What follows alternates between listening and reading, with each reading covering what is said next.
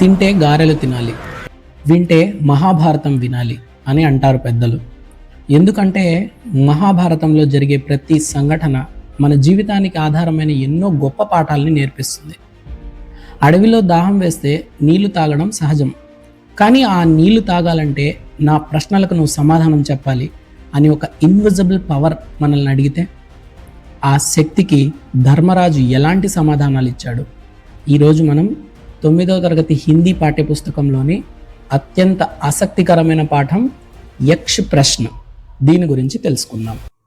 First మనం పాండవుల గురించి ఒకసారి చూద్దాం. పాండురాజుకి 2 భార్యలు. ఒకరు మాతా కుంతి. మాతా కుంతికి 3 సంతానం. యుధిష్ఠిర్ అంటే ధర్మరాజు, అందరిలోకి ఈయనే పెద్దవారు. భీమ్, అర్జున్. తర్వాత పాండురాజు 2వ భార్య అయిన మాతా మాద్రి, ఈమెకి 2 సంతానం, నకుల్, సహదేవ్. ఇప్పుడు మనం కథలోకి వెళ్దాం. उस समय పాండవ్ ద్రౌపది సహిత్ 12 वर्ष వనవాస్ పర్ थे. ఆ సమయంలో పాండవులు ద్రౌపదితో కలిసి 12 సంవత్సరాలు వనవాసానికి వెళ్ళారు. సో వనవాసానికి ఎందుకు వెళ్ళారో మీకు తెలుసు కదా. జూదంలో ఓడిపోవడం వల్ల పాండవులు ద్రౌపదితో పాటు 12 సంవత్సరాలు వనవాసానికి వెళ్ళారు.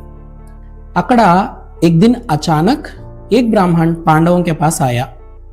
ఒకరోజు హఠాత్తుగా ఒక బ్రాహ్మణుడు పాండవుల దగ్గరకు వచ్చాడు వనవాసంలో. వహ అప్ని వ్యథ సునాతే హుయే కహనే లగా. అతను తన వ్యథ అంటే బాధను వినిపిస్తూ ఇలా అన్నాడు. ఏక్ హిరణ్ మేరీ అరణికి లకడి లేకర్ భాగ్ గయా. అంటే ఒక జింక నా అరణి కట్టెను తీసుకొని పారిపోయింది. అరణి కట్టె అంటే యజ్ఞం చేసేటప్పుడు నిప్పును పుట్టించే ఒక కర్ర.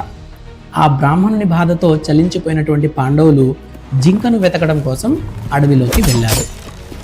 జింకను వెతుకుతూ పాండవులు అలసిపోయారు. ప్యాస్ కే మారే సబీకే కంఠ్ సూక్ రహే థే. వాళ్ళకి ఆ జింక దొరకలేదు. ప్యాస్ కే మారే అంటే దాహం వల్ల అందరి గొంతులు ఎండిపోతున్నాయి. ధర్మరాజు నకులుణ్ణి నీళ్లు తీసుకురమ్మని పంపించాడు. నకులుడు ఒక సరోవర్ అంటే సరస్సు దగ్గరికి వెళ్ళాడు. నీళ్లు తాగబోతుండగా ఆ నకులుడికి ఒక చేతావని వినిపించింది. చేతావని అంటే ఒక హెచ్చరిక వినిపించింది. అదేంటంటే, సావధాన్, పహలే మేరే ప్రశ్నోంకే ఉత్తర్ దో. జాగ్రత్త, ముందు నా ప్రశ్నలకు సమాధానం ఇవ్వు. కానీ నకులుడు ఆ హెచ్చరికను పట్టించుకోలేదు, ఉపేక్షించాడు. నీళ్లు తాగాడు. వెంటనే ఆయన భూమిపై కుప్పకూలిపోయాడు. అలాగే తర్వాత సహదేవుడు వచ్చాడు, అర్జునుడు, భీముడు, వీళ్ళందరూ కూడా ఆ చేతావనిని లెక్క చేయకుండా భూమిపైన కుప్పకూలి పడిపోయారు. ఇక్కడ యుధిష్ఠిరుడు అంటే ధర్మరాజు ఒక్కరే ఉన్నారు. ఎప్పటికీ తన తమ్ముళ్ళు రాకపోయే కొందికి ఆయనకి ఏమైందో అనేటువంటి ఒక చింత, దిగులు ఎక్కువైపోయింది. అందువల్ల స్వయంగా ఆయన వెతుక్కుంటూ ఆ సరస్సు దగ్గరికి ఆయన కూడా వచ్చాడు. వస్తూనే ధర్మరాజు కూడా సేమ్ ఇంతకుముందు వినిపించినటువంటి ఆ వాయిస్ వినిపించింది. సో సావధాన్, అగర్ తుమ్ పానీ పీనా చాతే హో తో పహలే మేరే ప్రశ్నోంకే ఉత్తర్ దో అనేటువంటి ఆ వాయిస్ ఆయనకి వినిపించింది. సో ధర్మరాజు ఆ యొక్క షరతుని ఒప్పుకున్నాడు. వెంటనే ఆయనకి యక్షుడు కనిపించి ప్రశ్నలు అడగడం ప్రారంభించాడు. మనుష్య కా సాత్ కౌన్ దేతా హై. మనిషికి ఎల్లప్పుడూ తోడుండేది ఏంటి?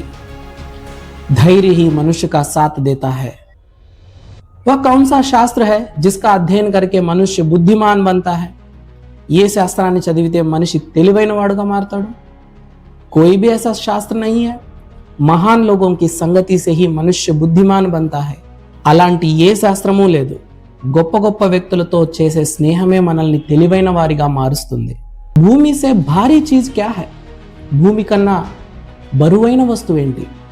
संतान को कोख में धारण करने वाली माता भूमि से भारी चीज है. బిడ్డను కడుపులో మోసే తల్లి భూమి కన్నా చాలా గొప్పది.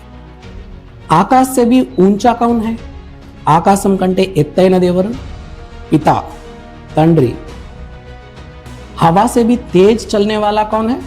గాలి కంటే వేగంగా ప్రయాణించేదేది? మన్, మన మనస్సు. విదేశ్ జానే వాలే కా సాథీ కౌన్ హోతా హై. విదేశాలకు వెళ్ళేవాడికి తోడు ఎవరుండాలి? విద్య. మరణాసన్న వృద్ధుకా మిత్ర కౌన్ హోతా హై. అంటే మరణానికి దగ్గరైనటువంటి వృద్ధునికి తోడుగా ఎవరుండాలి? దాన్. क्योंकि वह मृत्यु के बाद अकेले चलने वाले जीव के साथ साथ चलता है. దానం ఎందుకంటే చావు తర్వాత మనతో పాటు వచ్చేది దానం ఒక్కటే. సుఖ క్యా హై, సుఖం అంటే ఏంటి? జో శీల్ ఔర్ సచ్చరిత్ర పరిస్థితి హై, ఏదైతే మంచి నడవడిక పైన ఆధారపడి ఉంటుందో అదే నిజమైన సుఖం. సబ్సే తుచ్చ క్యా హై, అన్నిటికన్నా నీచమైనదేంటి? చింత. కిస్కే छूट जाने पर మనుష్య సర్వప్రియ బన్ జాతా హై, దేన్ని త్యాగం చేస్తే మనిషి అందరికీ నచ్చే విధంగా ఉంటాడు? అహంభావ్ छूट जाने पर, అహంకారాన్ని వదిలేస్తే అందరికీ ప్రియమైన వాడుగా మారుతాడు. ఇలా ఎన్నో ప్రశ్నల్ని యక్షుడు అడిగితే ప్రతి ప్రశ్నకు యుధిష్ఠిర్ సరైనటువంటి సమాధానాలు చెప్పాడు. ఆ సమాధానాలకు మెచ్చిన యక్షుడు నలుగురు తమ్ముళ్లలో ఒక్క తమ్ముడిని మాత్రమే బతికిస్తాను, ఎవరిని బతికించాలో కోరుకో అని ధర్మరాజుకు అన్నాడు. అప్పుడు ధర్మరాజు, మేరా ఛోటా భాయ్ నకుల్ జీ ఉఠే, నా చిన్న తమ్ముడు నకులుడు బతకాలి అని అన్నాడు. యక్షుడు ఆశ్చర్యపోయాడు. 10,000 ఏనుగుల బలమున్న భీముణ్ణి కాదని నకులుణ్ణి ఎందుకు కోరుకుంటున్నావు అడిగాడు. దానికి ధర్మరాజు ఇలా అన్నాడు, మాతా కుంతి కా బచా హువా ఏక్ పుత్ర మై హూं, मैं चाहता हूं कि माता माद्री का भी एक पुत्र जीवित हो उठे. కుంతీదేవి కుమారుడిగా నేను బతికి ఉన్నాను. నా తండ్రికి రెండవ భార్య అంటే నాకు రెండవ తల్లి అయిన మాద్రి కొడుకు కూడా ఒకరు బతికి ఉండాలి కదా, అందుకే న్యాయం ప్రకారము నకులుడు బతకాలి. ధర్మరాజు యొక్క ఈ నిష్పక్షపాత బుద్ధి చూసి యక్షుడు నలుగురు తమ్ముళ్ళని బతికించాడు. చూశారు కదా ఫ్రెండ్స్, కష్ట సమయంలో ధర్మాన్ని విడిచిపెట్టకూడదు అనేది మనకు ఈ పాఠం నేర్పిస్తుంది.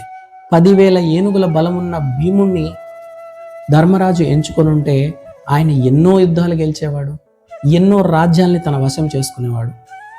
కానీ కష్ట సమయంలో కూడా ఆయన న్యాయం గురించి, ధర్మం గురించి ఆలోచించారు. ధర్మో రక్షతి రక్షితః. Thank you.